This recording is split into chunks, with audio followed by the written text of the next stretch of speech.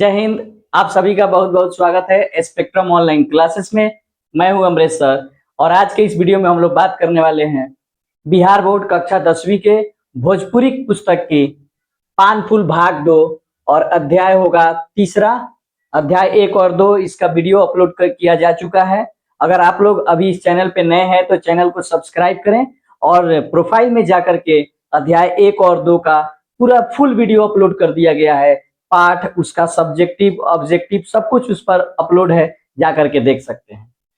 तो आज का ये अध्याय 3 साधो भाई पद है, पूछता भी है, आपको पाठ का नाम दे देगा, पूछे कौन सा एकर विद्या का है, तब फिर बतावे के पड़ जाला कि पद है, एकांकी है, टीका है, लेख है या केहू के अपन जीवनी है। तो ये पद है साधो भाई।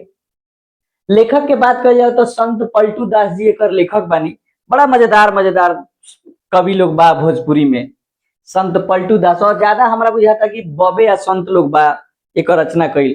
तो एमे संत पलटू दास जी बानी। यहाँ के मिलल जानकारी के आधार पर, बहुत मिलल तथ्यन के आधार पर यहाँ के बारे में बहुत ही कम जानकारी उपलब्ध बा। पुस्तक में भी डायरेक्ट ये बात लिखल बा कि यहाँ के बारे में कुछ ज्यादा जानकारी नहीं मिलल। तो बस इतने बाकी जन्म यहाँ के फैजाबाद जिला के जलालपुर गांव में यहाँ के जन्म भई रहे संत पलटू दास जी के। पिता के नाम यहाँ के कांदू, कांदू कांदू बनिया रहे और यहाँ के गुरु बाबा जानकी दास जी रही। ऐसा कहल जाला कि यहाँ के बहुत ज्यादा समय जौन बा यहाँ के अपन बितौले रही उत्तर प्रदेश में ही। अन्य जानकारी यहाँ के बाकी बाबा पलटू दास जी ज्यादा समय अयोध्या में बितौली। अयोध्या नगरी के बारे में क्या बतावे के बाद, यहाँ के कबीर दास से प्रभावित रही आ कबीर दास लेखा समाज के विकृति पर खरा खोटा सुनावे में यहाँ के बाजना। तो हम लोग भी अपना टोला पड़ोसा में कुछ लोग के ऐसा देखत हो बोलो, बुजुर्ग पुरनिया लोग के, कि अगर समाज में जौन कौनो भी गड़बड़ सड़बड़ हो रहा बा, जहां भी कुछ टूट फूट नजर आवता, वो जाऊ लोग थोड़ा सा मजा ले में या खरी खोटा सुना दे में, केहू के डांट डपट दे में तनिको देर ना करेला। वही में करनी के तो संत पलटू दास जी। और यहाँ के रचना में कुंडलियन के संख्या अधिक पावल जाला। देखा जैसे बा ना, तो एजा से ही शुरू भइल, टेक एजा आ गई, फिर शुरू भइल एगो एजा, खत्म भइल दूसरा एजा और तीसरा एजा, ई कुंडली बोलल जाला। तो यहाँ के ज्यादातर रचना में कुंडली पूछेला कि सबसे ज्यादा कुंडली के संख्या केकरा रचना में बा, संत पलटू दास जी के। संत पलटू दास जी अपन ज्यादा समय कहाँ बितौनी, अयोध्या में बितौनी। संत पलटू दास के गुरु के रहे तो बाबा जानकी दास जी रही। वहां के पिता के का नाम रहे, कांदू बनिया। जन्म फैजाबाद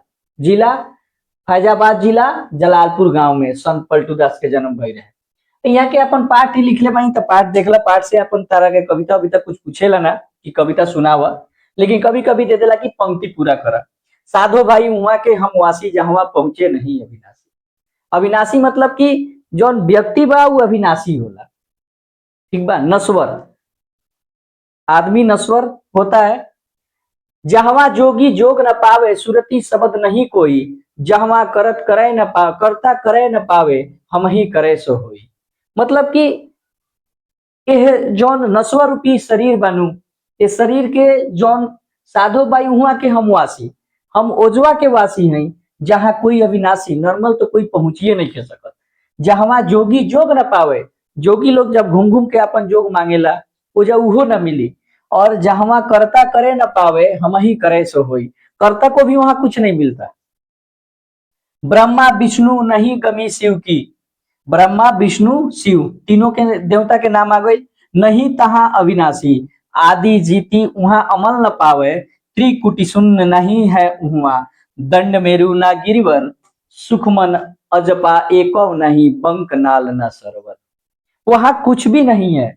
अगर बात कही जाओ तो वहां कुछ नहीं है, ना जोगी जोग पावेला, ना वजह केहू अविनाशी पहुंच पावेला।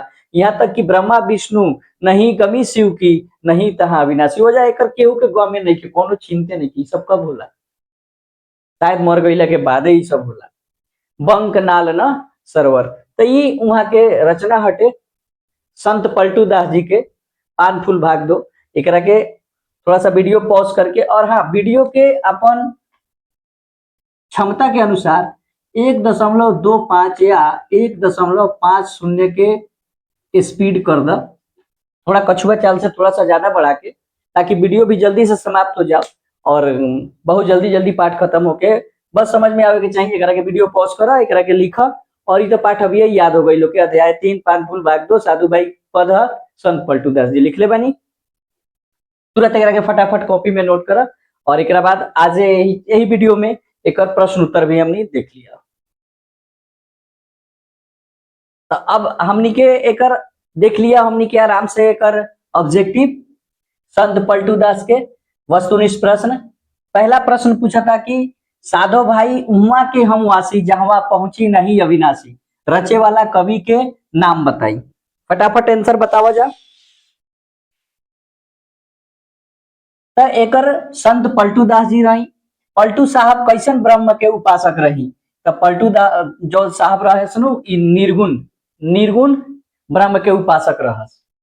पलटू साहब कवना परंपरा के कवि मानल जाले? तो पलटू साहब, अब चूंकि तो बहुत ही एकदम हलुआ टाइप के क्वेश्चन बनू, काहे कि पलटू साहब कबीर दास के मानस अपन गुरु कई में देलहू बा, देखा कबीर परंपरा के। पलटू साहब के पद में ब्रह्मा के बाद कौना देवता के नाम जाइल जपल बा? एजा लेहल गईल बा, तो बुक में मिस प्रिंट बा। देखबा तो पठवा में दूसरा टेक में जाकर के देखबा तो ओजा बाटे ब्रह्मा विष्णु अतः शिव बा, तो विष्णु के नाम लेहल बा ब्रह्मा के बाद। पलटू साहब कब कहाँ पैदा भई? तो पलटू साहब के जन्म फैजाबाद जिला के जलालपुर गांव में भई रहे।